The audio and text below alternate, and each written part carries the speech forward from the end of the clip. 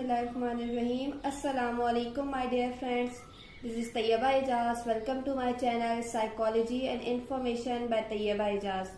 It is requested to subscribe, like and share the video and also press the bell icon at right top so that you will be notified for our new videos.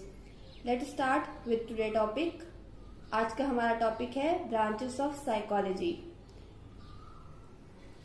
सबसे पहले हम पढ़ते हैं clinical psychology.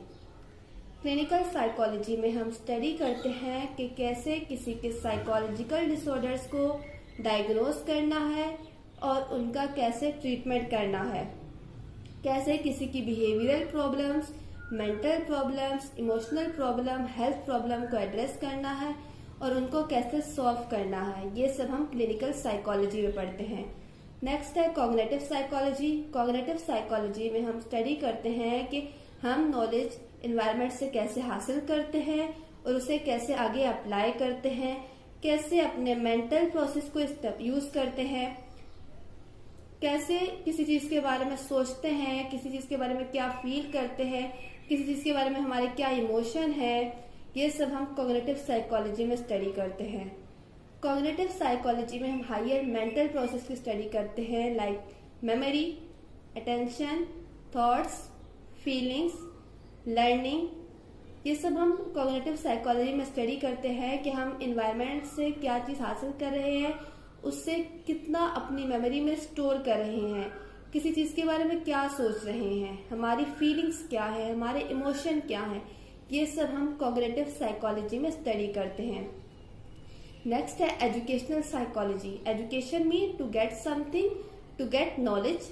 Psychology mean study of mind and behaviour. Educational psychology में हम behaviour को modify करते हैं, लर्निंग को और टीचिंग को इम्प्रूव करने की कोशिश करते हैं, टीचर्स और स्टूडेंट्स की प्रॉब्लम को सॉल्व करते हैं कि कैसे टीचर्स और स्टूडेंट्स की प्रॉब्लम को सॉल्व करके लर्निंग को इफेक्टिव बनाया जाए।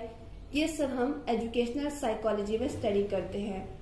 नेक्स्ट है experimental psychology. Experimental psychology is the study of psychological issues that use experimental procedure.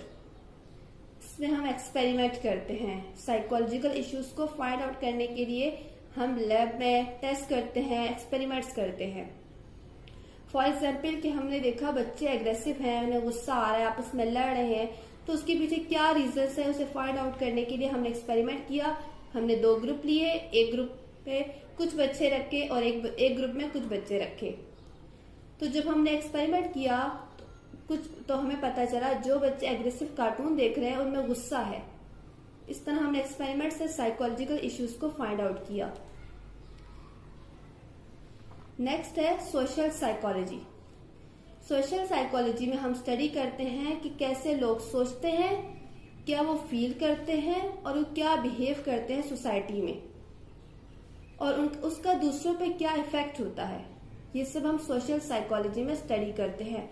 Next है डेवलपमेंटल साइकोलॉजी। हम इसमें स्टडी करते हैं कि कैसे एक इंसान की थॉट्स, फीलिंग्स, आइडियाज चेंज होते हैं from the moment of conception through death. ये सब हम डेवलपमेंटल साइकोलॉजी में स्टडी करते हैं। Sports psychology. स्पोर्ट्स साइकोलॉजी में हम प्लेयर्स की स्किल्स को इम्प्रूव करने की कोशिश करते हैं, उसके स्ट्रेस को दूर करने की कोशिश करते हैं कि उसकी स्किल्स को इतना इम्प्रूव किया जाए कि वो अपनी परफॉर्मेंस को अच्छे से करे। ये सब हम स्पोर्ट्स साइकोलॉजी में स्टडी करते हैं। आई होप कि आपको आज की वीडियो पसंद आई होगी। कमेंट्स में जरूर बताइएगा। कुछ ब्रांचेस रह गई हैं, इंशाल्लाह हम नेक्स्ट वीडियो में कंप्लीट करेंगे। तब तक के लिए अल्लाह हाफिज।